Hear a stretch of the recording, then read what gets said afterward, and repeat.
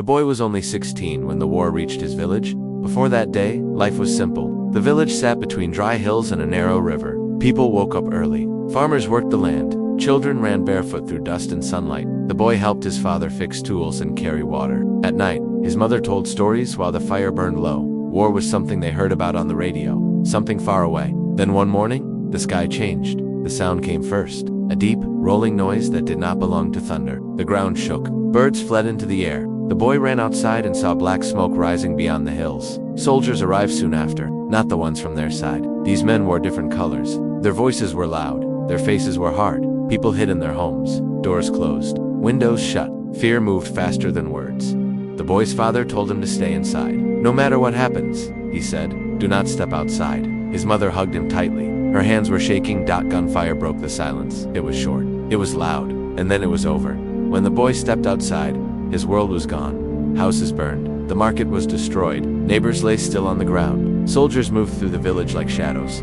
taking what they wanted. Some laughed, some shouted. None looked back. The boy found his father near the well. He did not move. His mother was gone. No one could tell him where she was. That was the day the boy learned what war really was. They buried the dead quickly. There was no time. More fighting was coming. The village elders told everyone to leave. The enemy would return. Staying meant death, so the boy walked.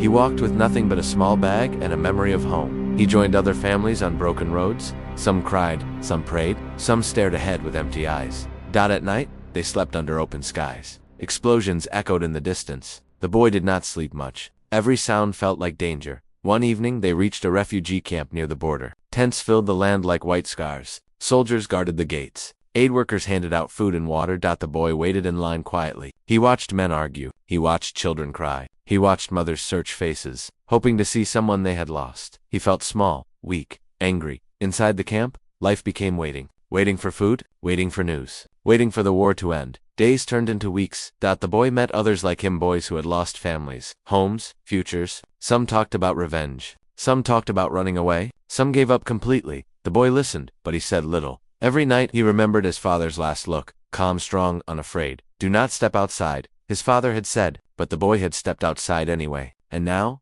the world demanded more from him than hiding.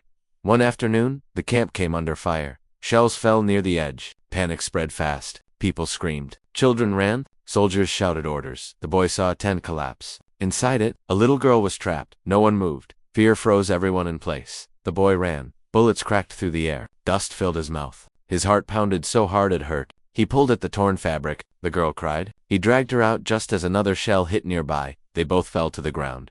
When the firing stopped, soldiers rushed in. They pulled people to safety. Someone took the girl from his arms. The boy sat in the dirt, breathing hard. An older soldier looked at him closely. Why did you run? The soldier asked. You could have died. The boy did not know the answer. He only knew he could not stand still. That night, the camp was silent again, but something had changed. The soldier returned. He sat beside the boy and handed him water. What is your name? He asked. The boy told him. You are too young for this war, the soldier said. But war does not care about age. The boy looked at the guard towers, the fences, the distant fire on the horizon. Then someone has to stand, he said. The soldier studied him for a long moment. Then he nodded. The next morning, the camp received orders. Enemy forces were moving closer. Volunteers were needed to carry supplies, to guide people through safe paths, to warn of attacks. Most adults stepped back. They were tired, broken, afraid. The boy stepped forward. He did not have a weapon. He did not have training. He only had a reason. They gave him a task. Simple but dangerous. He would guide small groups through an old road at night, away from the fighting. The first mission scared him more than anything before. The road was dark. Mines could be hidden. Patrols could appear at any moment, but he walked anyway. Every step felt heavy. Every sound made his body tense. Families followed him, trusting him with their lives. When they reached safety, a woman grabbed his hands and cried, "You saved us," she said. The boy did not feel like a hero. He felt like a survivor who refused to stop. Word spread. Each night, he went again. Each night, the danger grew. Each night, fear followed him like a shadow, but the boy never backed down.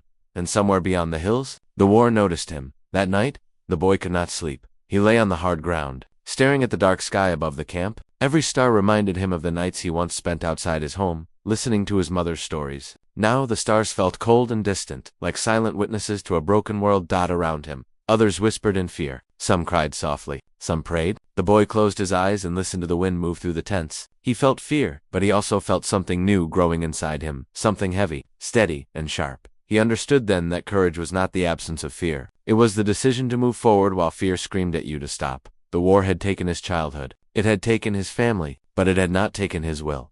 If this road was all he had left, he would walk it until the end. No matter how dark the night became, the boy would never back down. The night was darker than any the boy had ever known. There were no village lamps, no familiar sounds, no voices of comfort, only the soft breathing of frightened people behind him and the distant thunder of war far beyond the hills. The boy walked slowly, carefully, feeling the broken road under his feet. Each step mattered. One mistake could cost lives. Families followed him in silence. Mothers carried children close to their chests. Old men leaned heavily on sticks. Some people whispered prayers. Others said nothing at all. They trusted the boy because he walked first. If danger waited ahead, it would reach him before it reached them. The wind carried strange sounds, metal clicking, engines far away, sudden echoes that made everyone freeze. Each time, the boy lifted his hand, and the group stopped instantly. He listened, he watched, then he moved again. Fear was still there, but it no longer ruled him. It walked beside him instead. Earlier that evening, an older soldier had warned him. "Enemy patrols are closer now," the man said quietly. "This route is dangerous." The boy had nodded. There is no safe route anymore. That answer stayed with the soldier long after the boy left. As the group moved deeper into the night, a soft white light appeared in the distance. The boy dropped to the ground immediately and signaled everyone to do the same. The light moved slowly, sweeping left and right. Enemy patrol. The boy pressed his chest into the dirt. His heart beat loudly in his ears. Behind him, a child began to cry softly. The mother covered the child's mouth, tears falling silently down her face. The light came closer, so close that the boy could hear voices speaking a foreign tongue. He counted his breaths. 1, 2, 3. The light paused. Then, slowly, it moved away. The boy waited longer than necessary. War taught patience fast. Only when the darkness fully returned did he raise his hand and guide everyone forward. They moved faster now, but more carefully. Soon, the road narrowed between two hills. The shadows felt heavy, as if they were watching. The boy slowed his pace and studied the ground closely. Something was wrong. He noticed a patch of dirt that looked too smooth, too neat. He stopped immediately and raised his fist. A mine. He guided the group around it, step by step, placing each foot carefully. No one spoke. No one breathed too loudly. When the last person passed safely, the boy finally allowed himself to exhale. Near dawn, lights appeared ahead. The safe zone. Soldiers rushed forward, pulling the families through the gate. Some people collapsed in relief. Others cried openly. One woman grabbed the boy's hands and whispered, "You saved us." The boy only nodded. He turned back alone. The return journey was worse. The sky was growing brighter, making it harder to hide. Smoke drifted across the road. The sound of fighting grew louder. Suddenly, an explosion threw him to the ground. Dirt filled his mouth and eyes. He stayed still. Boots passed nearby. Enemy soldiers. The boy forced himself not to move until the sound faded. Then he crawled away, shaking and exhausted. Every muscle burned. His chest hurt with every breath, but he kept moving. When he finally reached the camp, the sun was rising. He collapsed near the gate. A soldier helped him sit up and handed him water. "You should rest," the man said. The boy shook his head. "Others still need help." The soldier studied him closely. "You don't have to do this," he said. The boy looked toward the smoke on the horizon. "If I stop," he replied, "who will walk first?" That day, more refugees arrived. Some were wounded, some carried nothing but fear and memories. Supplies were running low. Tension filled the camp like thick air before a storm. Another evacuation was planned for the night. This time, fewer people volunteered. Fear was winning. The boy stepped forward again. The soldier grabbed his arm. "This mission is worse," he warned. "Enemy forces are advancing fast." The boy met his eyes. "Then we must move faster." That night, the group was larger. The road was shorter, but the danger was closer. Artillery lit up the sky. The ground shook again and again. Panic spread when a blast landed nearby. The boy stood firm. He spoke calmly. He signaled clearly. He moved first. When searchlights swept the hills ahead, he pushed the group into cover and stayed behind, watching the light move closer and closer. It stopped, then shifted away. Only then did he move. They reached the safe zone just as chaos erupted behind them. Flames rose where they had walked moments earlier. Back at the camp, soldiers shouted orders. The enemy was closer than expected. The boy stood at the edge of the camp, staring into the night. He was tired. He was afraid. He was still just a boy. But when the call came again, he did not hesitate. As searchlights suddenly locked onto the open ground ahead, the boy stepped forward, and the war finally noticed him.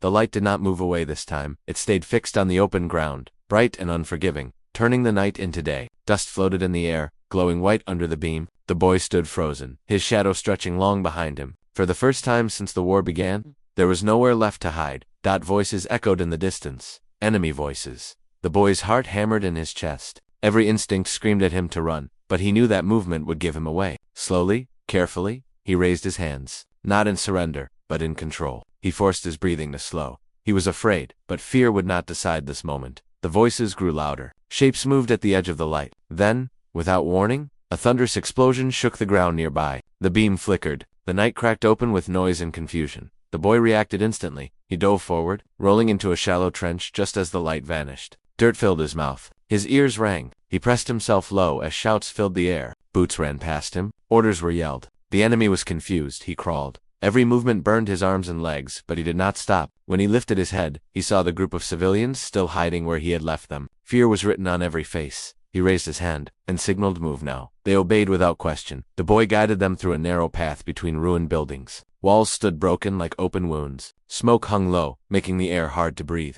Somewhere above them, a faint mechanical hum passed through the sky. A drone. The boy pushed everyone under a collapsed roof just as a soft light swept over the ruins. He pulled a small child close, shielding the child with his body. The hum grew louder, then faded away. Only then did he breathe again. They moved fast after that. When the safe zone lights appeared ahead, people cried openly. Soldiers rushed forward, pulling the civilians through the gate. Hands reached out, helping, guiding, saving. The boy stopped at the edge. He turned back toward the city. The war was not finished with him. The return was chaos. Explosions lit the streets. Smoke swallowed the moon. The boy ran through shattered alleys, his body aching, his lungs burning. A blast knocked him to the ground. He lay still, dizzy, staring at the broken sky. Footsteps approached. Enemy. Silhouettes appeared through the smoke. The boy dragged himself behind a destroyed vehicle and pressed his back against cold metal. Voices came closer. He held his breath. A shadow passed inches away. Then silence. When the danger passed, his strength failed him. He collapsed, his body shaking. For a moment, he thought of staying there,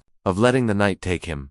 Then he heard her voice, his mother, not real, a memory, soft and steady, telling him to stand, to keep going, to never give up on himself. The boy opened his eyes. Slowly, painfully, he rose.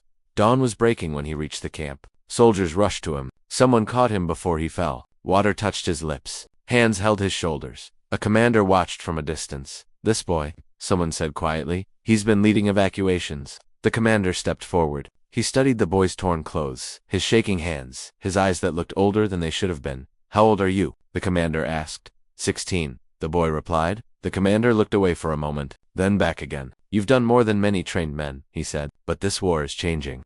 News arrived quickly. Enemy forces were advancing faster than expected. The camp would not hold. Evacuation alone was no longer enough. People began to panic. Some tried to flee on their own. Some argued. Some broke down completely. The camp that once felt like safety now felt like a trap. The boy stood quietly, listening. A plan was formed. Someone would need to guide groups through a longer route, one that passed dangerously close to the front line. It was almost impossible. Silence followed. No one volunteered. The boy stepped forward. The commander raised his hand. Enough, he said. You've done too much already. The boy met his eyes. If no one goes, he said, many will die. The commander hesitated. Then he nodded. That night the boy walked again. This time he did not just guide. He commanded. He watched the ground, the sky, the shadows. He read danger before it arrived. When panic spread, his voice stayed calm. When fear returned, he stood firm, and people followed. When they reached safety, the commander understood the truth. This boy was no longer just surviving the war. He was shaping it at dawn. Enemy artillery thundered across the horizon. The camp shook. Soldiers prepared defenses. Orders flew through the air. The boy stood beside the commander, watching the smoke rise. You should be afraid, the commander said quietly. I am, the boy replied. But you don't back down, the commander said. The boy looked toward the battlefield. If I do, he said, then fear wins. The first shots of the next battle echoed through the hills, and for the first time since the war began, the boy did not feel small. He felt ready. End of Part 3. Cliffhanger in Part 4. The boy will face a choice that could turn him from a guide into a symbol, with the war pressing closer than ever. By sunrise, the camp was no longer quiet. Soldiers ran from one position to another. Radios crackled with urgent voices. The ground shook as distant artillery struck again and again. Smoke rose on the horizon, dark and thick, slowly crawling closer like a living thing. The boy stood near the command post, watching everything. For the first time since the war had taken his home, people were not looking past him. They were looking at him. Whispers followed him wherever he walked. That's the boy. He's the one who guides them. He never backs down. The words felt heavy. The commander noticed it too. He pulled the boy aside, away from the noise. You understand what's happening, don't you? He asked. The boy nodded slowly. They think I'm stronger than I am. They think you are hope, the commander replied. The boy looked toward the tents filled with frightened families. Children clung to their parents. Old people sat silently, waiting. "I'm just doing what needs to be done," he said. "That's how symbols are born," the commander said quietly. The enemy was moving faster than expected. Scouts returned with bad news. Roads were blocked. The safe routes were no longer safe. If the camp stayed, it would be surrounded by nightfall. There was one option left: a narrow mountain pass. It was longer, harder, and dangerously close to the front line. Moving thousands of people through it would take perfect timing and absolute discipline. One mistake would mean disaster, the commanders argued. Some wanted to stay and fight. Some wanted to split the camp. Others said the pass was suicide. The boy listened. Then he spoke. "If we stay, we are trapped," he said. "If we split, we are weak. The pass is dangerous, but it is movement, and movement is life." The tent went silent. The commander looked at him for a long moment. "You would lead it?" he asked. The boy swallowed. His throat was dry. Yes. That decision changed everything.